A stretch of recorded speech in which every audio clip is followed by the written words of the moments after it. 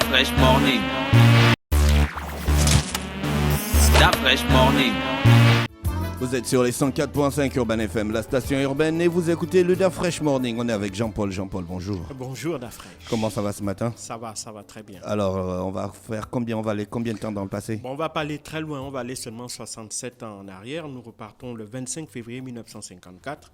Eh bien, que s'est-il passé ce jour-là? Eh bien, ce jour-là, le lieutenant-colonel Nasser devenait le chef du gouvernement. Alors, pour ceux qui ne connaissent pas, pour ceux qui s'intéressent un peu à l'histoire du panafricanisme et du panarabisme, Nasser est l'un des chantres vraiment du panafricanisme et du panarabisme dans l'histoire du continent africain et dans l'histoire des pays arabes, parce qu'il avait toujours souhaité aussi bien une unification des États arabes, pour qu'ensemble ils mutualisent leurs efforts et pour se développer, pour se développer en termes d'éducation, en termes de culture, en termes de défense, en termes économiques aussi. D'infrastructure, en termes d'économie, c'est exactement la même vision qu'il avait en ce qui concernait le continent africain, et c'est la raison pour laquelle il était aussi connu pour être l'un des pères du mouvement des non-alignés. Il ne faut pas l'oublier, durant la guerre froide, ce mouvement de pays qui était incarné notamment par le premier ministre indien Nehru ou bien par le président indonésien Sukarno, avec ses personnalités, il avait formé le mouvement des non-alignés avec Tito en Yougoslavie, le président de Yougoslavie à l'époque. Donc ces pays-là qui avaient décidé de n'adhérer ni au bloc communiste ni au bloc capitaliste, mais être juste au milieu, ni l'un ni l'autre. Des non-alignés. Des non-alignés, voilà, ni capitalistes ni communistes. Mais de toute l'histoire de l'Égypte contemporaine, c'est Nasser qui est véritablement la personne qui domine même l'histoire de ce pays, le lieutenant-colonel Gamal Abdel Nasser. Alors, pour revenir à l'histoire même, il faut savoir que déjà Gamal Abdel Nasser, qui était un lieutenant-colonel dans l'armée de l'air égyptienne, avec un certain nombre d'autres officiers de l'époque, en tête desquels il y aura Anwar el-Sadat ou le général Mohamed Naguib, eh ben, ils vont, à la tête d'un groupe d'officiers, renverser le 23 juillet 1952 le régime monarchique du roi Farouk. Il faut savoir que jusqu'en 1952, l'Égypte était une monarchie qui était dirigée par un monarque qui s'appelait Farouk Ier. Alors, son régime était particulièrement détesté des Égyptiens parce qu'ils considéraient que celui-ci et la classe politique qui le soutenait étaient particulièrement corrompus. Et donc, c'était fatigué du fait que, évidemment, les problèmes économiques survenant, les problèmes aussi que la grande majorité des Égyptiens n'avaient pas accès à des soins de base, n'avaient pas accès à de l'alimentation. Pourquoi? Parce qu'ils n'avaient pas la possibilité de posséder des terres. Les terres étaient pour la plupart du temps détenus par une minorité qui était proche de la monarchie qui était en place. Et donc, Nasser et le général Mohamed Naguib vont, donc, comme je le disais, le 23 juillet 1952, perpétrer un coup d'État. Et 3 jours plus tard, le 26 juillet de la même année, eh ben, le roi Farouk Ier va abdiquer et partir en exil, notamment en Italie. Et donc, à la suite de cela, donc, des purges vont être effectuées au sein de l'armée pour justement extirper tous les officiers qui étaient proches ou qui soutenaient la monarchie. Et également, ces purges-là vont aussi concerner le monde politique, puisque la plupart des partis politiques vont être suspendus et un grand nombre de personnalités, notamment des élus, des députés, vont même faire l'objet d'arrestations. Et donc, à partir de là,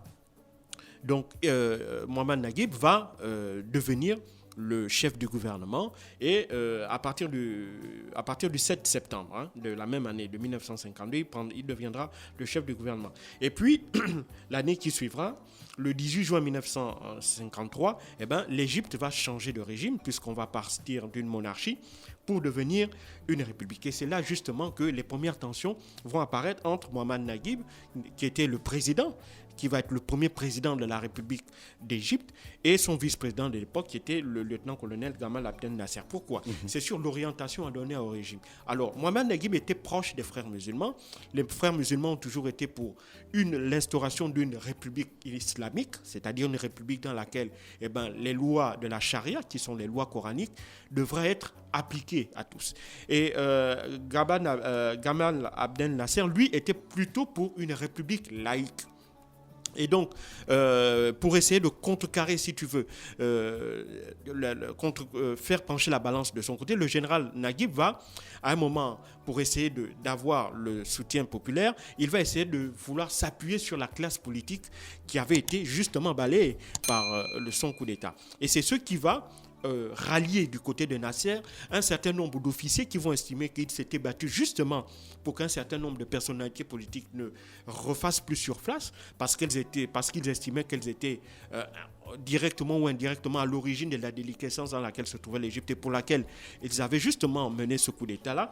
Et donc, un groupe d'officiers et non des moindres vont donc pencher leur balance du côté de Nasser et à partir de 1900 et à partir de la fin 1954, plus précisément à partir de mars 1954, eh ben, ce conflit-là va devenir particulièrement larvé et c'est Nasser qui va l'emporter grâce au soutien soutien apporté par l'ensemble, une grande partie des sous-officiers qui les avaient suivis lors du coup d'État de 1952 et surtout le fait que l'opinion publique aussi va se rallier à Nasser parce que l'opinion publique était particulièrement remontée contre le roi Farouk et le fait que le général Naguib ait tenté de faire un rapprochement avec des hommes politiques qui étaient proches du roi Farouk va évidemment faire que celui-ci soit particulièrement honni.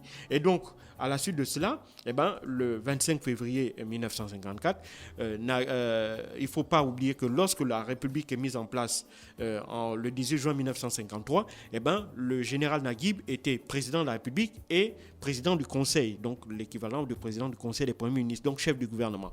Et donc, à partir de là, le 25 février 1954, Nasser va d'abord devenir chef du gouvernement, donc le président du Conseil, mais le président Naguib va lui rester au pouvoir, mais sans plus aucune prérogative.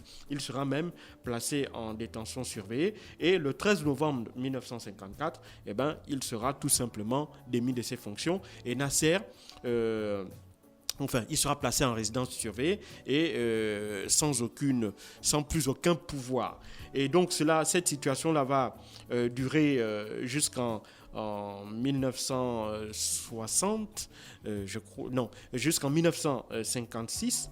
Et puis, à partir de là, évidemment, Nasser va devenir le président d'Égypte, poste qu'il va occuper jusqu'à sa mort en 1970. Donc, c'est véritablement à partir du 25 février 1954, dès lors que Nasser devient en réalité le Premier ministre, il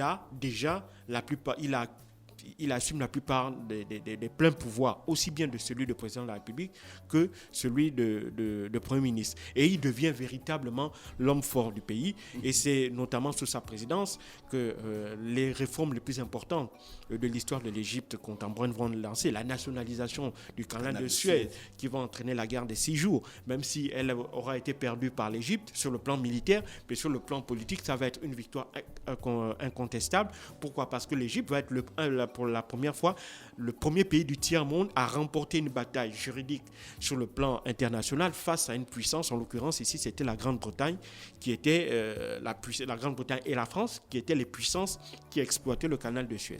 Donc, c'est véritablement ça qui va lui donner un aura planétaire et c'est cet aura-là qui va le guider tout au long de sa présidence et notamment, il va également se servir de cela pour mener un certain nombre de causes, notamment la libération. Il va aider à la libération des pays qui étaient encore sous la colonisation. Il va essayer également d'intervenir pour essayer, malheureusement ça il ne va jamais obtenir par exemple le départ des Israéliens des territoires occupés, mais tout ça évidemment ça va constituer, ça fait partie des échecs, mais d'une manière globale, celui qui est véritablement celui qui a lancé la modernisation de l'Égypte, c'est Gamal Abdel Nasser, même si aujourd'hui évidemment quand on regarde la situation en Égypte actuellement en termes de droits de l'homme, notamment les droits de la femme, la place de la religion vis-à-vis de l'État. Donc toutes ces questions-là pour lesquelles Nasser s'était défendu, c'est-à-dire faire que l'État soit un État laïque, faire que les femmes puissent jouir des mêmes droits que les hommes, permettre à ceux que, donc en termes d'éducation, en termes de sexualité, donc tout ça, malheureusement aujourd'hui, lorsqu'on regarde l'Égypte, tout ça semble déjà très très très loin. Merci Jean-Paul qui est avec nous ce matin, qui venait sur le brin d'histoire dans le Da Fresh Morning. On se retrouve dans quelques minutes, le temps pour nous de faire un tour en publicité. Da Fresh Morning.